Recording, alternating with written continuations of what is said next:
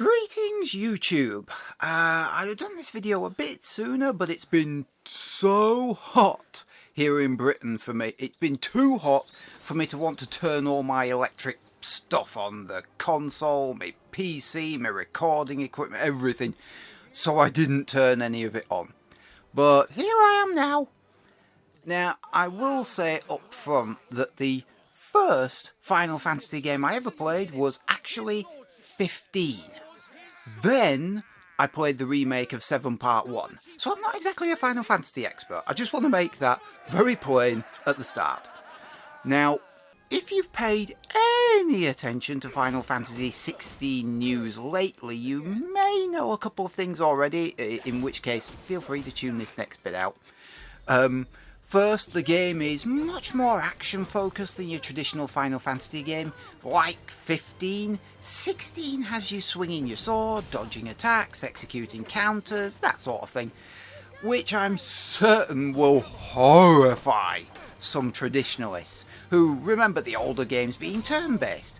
Even though I never played them back in the day, I know of them. Secondly, the game apparently has a very complicated storyline that has been likened to Game of Thrones in terms of intricacy and intrigue. By the way, I've never seen or read Game of Thrones, just so you know. It's apparently so complicated, even the developers themselves were getting confused. I mean, if they don't know what the fuck is going on, what chance do the rest of us have? You know what I'm saying? Which has led them to include something they are calling active time lore. Basically, it's an on-demand encyclopedia that can be called up any time you've lost the plot. And it can even be called up in the middle of a cutscene. Which is handy, I suppose. I mean, I would have preferred a story I could follow without it, though. That's just me. Yeah, by the way, why is it that games these days feel the need to start at the bloody end? What is that? Is there something wrong with starting at the beginning? 15 did it as well. They started at the end. I wouldn't mind half as much, but you don't do anything at the start. Whatever. I don't know. Now, the whole demo took me about 2 hours and 5 minutes to finish, but I did a very rough calculation on the back of my video editing software and discovered I'd been watching cutscenes for about an hour and 16 of those minutes. Yeah, I'd spent more time watching the game than actually playing it, which explains why I felt like I kept on waiting for the game to start back up again. It interrupts you frequently and sometimes at length. Kind of reminds me of Metal Gear Solid in that respect, although that game did eventually pick up. The longest uninterrupted section, relatively speaking, was the section hunting goblins in the swamp. Now, I hope the whole game isn't like this, very interrupty. It probably isn't. This is the first 2 hours after all. Yeah, the remake of 7 Part 1 got you into the game quicker than this, though. You landed off the train and hit the ground running. It worked. Now, the action, when it happens, is well done. You get a huge dodge with a very generous timing window, which suits me great. I'm absolutely crap at counter-blocking. Your attacks are limited, and you can unlock some more from the skills menu, but don't expect much. Well, at least don't expect much in the demo. It's less about breadth of attacks, and more about your skill, when to commit and when to back off. But all the enemies telegraph their attacks about 1,000 years in advance. Dark Souls, this isn't.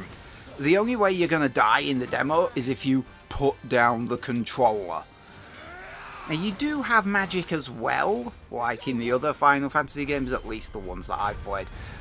You don't appear to have a mana gauge. There's no gauge that shows you how much energy you've got. You seem to be able to cast magic as part of your normal moveset, but the fire you conjure is extremely weak. You're supposed to use it as a combo finisher for greater effect, or chain an attack after charging into the enemy. Yeah, I like not being limited like 16 and the 7 remake. They always seem to be a bit stingy with their mana. I kind of like the way that the magic is just part of your combo system. You do get some equipable rings in the demo. That struck me as a bit of a cheat. Okay, they're a whopping great, huge cheat. Auto-dodging, auto-healing.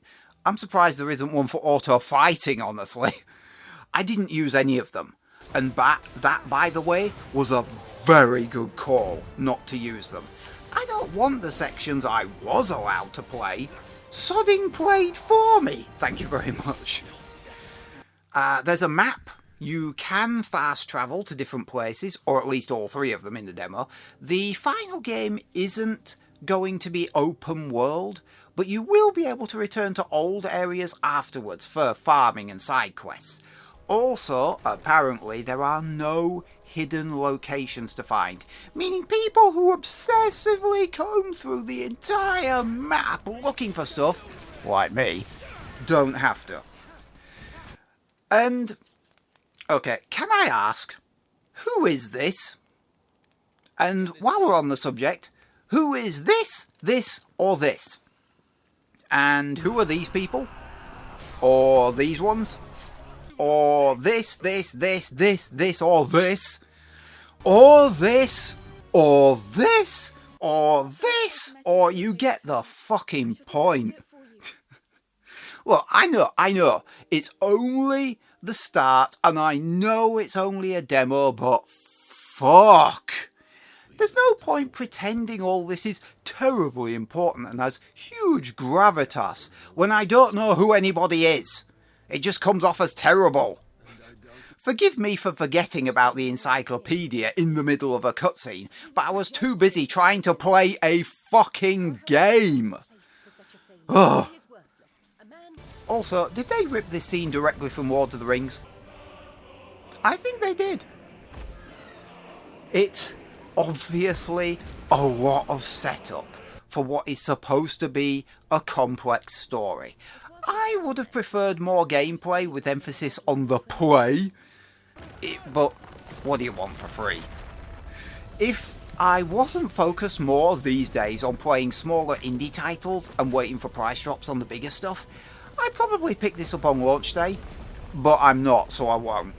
Looks good though, if I can eventually understand any of this shit. I'm still a bit puzzled about what happened back in 15.